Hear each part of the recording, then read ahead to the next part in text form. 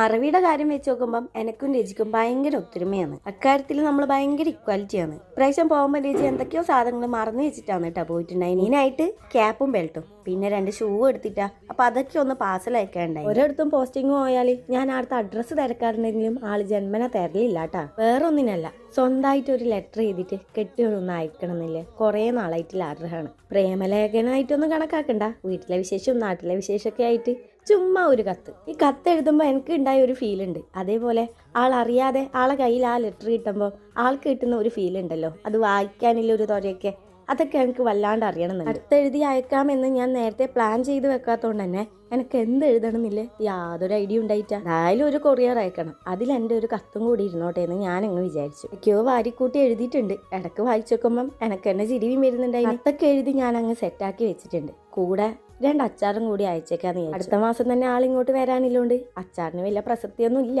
എന്നാലും വെറുതെ എൻ്റെ ഒരു സന്തോഷത്തിന് വാങ്ങിയ അച്ചാറായാലും അത് അങ്ങ് ഇരുന്നോട്ടെ. കൊറിയർ അയച്ച് ശീലമില്ലാത്തതുകൊണ്ട് തന്നെ എങ്ങനെ പൊതിയണം എങ്ങനെ എടുത്തു വെക്കണം എന്നൊന്നുമില്ല വലിയ ധാരണയൊന്നും ഉണ്ടായിട്ടില്ല. പിന്നെ അച്ചാറൊക്കെ കൊണ്ടുപോകുമ്പം രജി നല്ല ടാപ്പ് കൊണ്ട് നല്ലോണം പൊതിഞ്ഞിട്ടൊക്കെ കൊണ്ടുപോകുന്ന കണ്ടിട്ട് അതിൻ്റെ ചെറിയൊരു ധാരണയിൽ എല്ലാം പൊതിഞ്ഞ് കവറാക്കിയിട്ടുണ്ട്. അങ്ങനെ പിറ്റേന്ന് രാവിലെ തന്നെ ഞാൻ കൊറിയർ അയക്കാൻ വേണ്ടി പോസ്റ്റ് ഓഫീസിൽ പോയിട്ടുണ്ട്. സംഭവം ആളെ കൈ കിട്ടിയെന്നില്ല ഉറപ്പ് എനിക്ക് കിട്ടിയോണ്ടാണ് ഞാൻ ഇതിപ്പോൾ അപ്ലോഡ് ചെയ്യുന്നത് കേട്ടോ.